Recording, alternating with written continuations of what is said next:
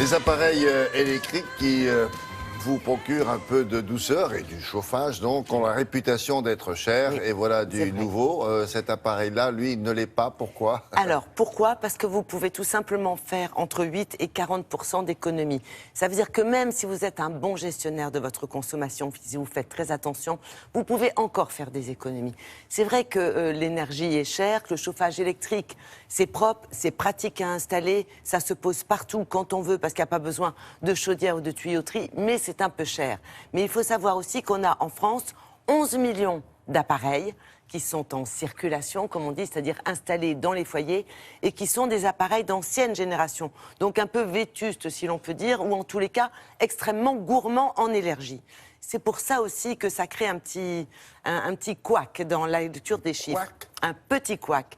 Avec ces appareils, donc pourquoi des économies? Il y a deux raisons. La première, c'est qu'ils sont conçus complètement différemment, ils chauffent beaucoup mieux. Donc ça, c'est important. Et la deuxième, c'est qu'ils ont un petit cerveau, si je peux dire. C'est pas comme les mais ils vous disent bonjour télé, William. C'est ça. Alors le matin, vous vous levez, ils vous disent bonjour William. Ah, c'est l'heure là, donc vous êtes debout, je vais vous donner un petit peu de chauffage. Vous êtes parti, votre famille aussi, très bien. Alors c'est nous qui le programmons. Alors on le programme et après on n'a plus rien à faire. Ça, c'est top pour le consommateur. Regardez.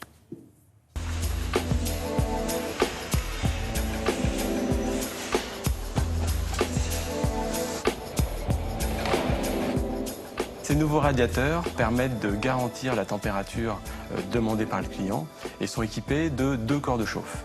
Une façade chauffante qui, elle, permet d'assurer un rayonnement doux et enveloppant, et le corps de chauffe en fonte qui, lui, assure une température homogène et stable dans la pièce dans laquelle il est installé. En plus de ces aspects de confort, les appareils sont équipés de fonctions intelligentes comme le pilotage intelligent qui permettent, grâce à la détection de présence, de mémoriser le rythme de vie dans la pièce dans laquelle ils sont installés pour faire des abaissements automatiques et de redémarrer la chauffe quand vous revenez chez vous. Cette fonction est possible grâce à la détection de présence que vous avez ici sur la façade. Sur ces appareils, il n'y a rien à faire. L'appareil apprend, mémorise automatiquement les rythmes de vie et il n'y a plus besoin de réaliser de programmation dont on sait que les gens la trouvent trop complexe et n'ont pas envie de le faire. Alors le radiateur fait tout seul, mais on peut quand même le programmer à distance, si par exemple on veut baisser ou augmenter la température. Et puis à distance, on peut aussi suivre ses consommations d'énergie, pièce par pièce. On va voir en effet la consommation de chacun des radiateurs dans la maison. Nous avons réalisé des tests auprès de 9 foyers équipés de radiateurs intelligents. Tous ont fait des économies. Ceux qui appliquaient déjà des gestes éco-citoyens ont réalisé 8% d'économies. Les autres qui chauffaient 24 heures sur 24, jusqu'à 46% d'économies. En moyenne, 28% d'économies pour ces foyers.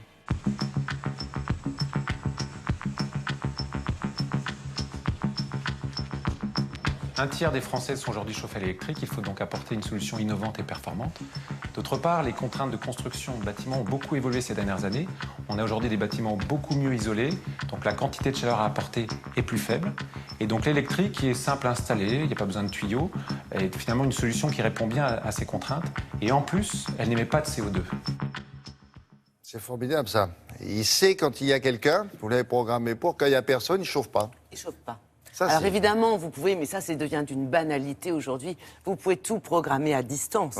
Vous pouvez aussi lui dire, je vais finalement rentrer plus tôt, peux-tu te mettre en marche? Ça, c'est possible. Il faut lui parler comme ça, parce que sinon... Oui, sinon il peut dire, j'ai pas envie. Faut pas le brutaliser. Vous pouvez lui donner un petit nom. On peut lui donner... Tout ça, oui.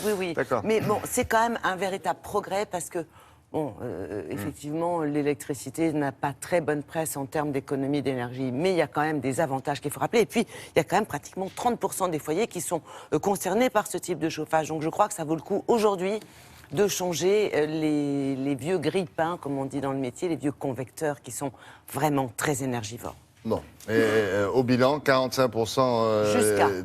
Jusqu'à. C'est-à-dire... C'est le max, c'est déjà pas mal. Et c'est déjà énorme pour quelqu'un qui ne fait pas très attention, qui ne gère pas bien sa consommation, évidemment. Merci Isabelle. À tout à l'heure. Allez, dans quelques instants, on fera un point sur la circulation avec David Lefort et puis la météo. Justement, vous allez voir, ça bouge selon les régions. Robert, viens voir, tu passes dans Télématin. Quoi? Arrête de crier. Hein. Comment? Ils t'ont pas choisi, alors tu l'as merveilleuse, s'il te plaît.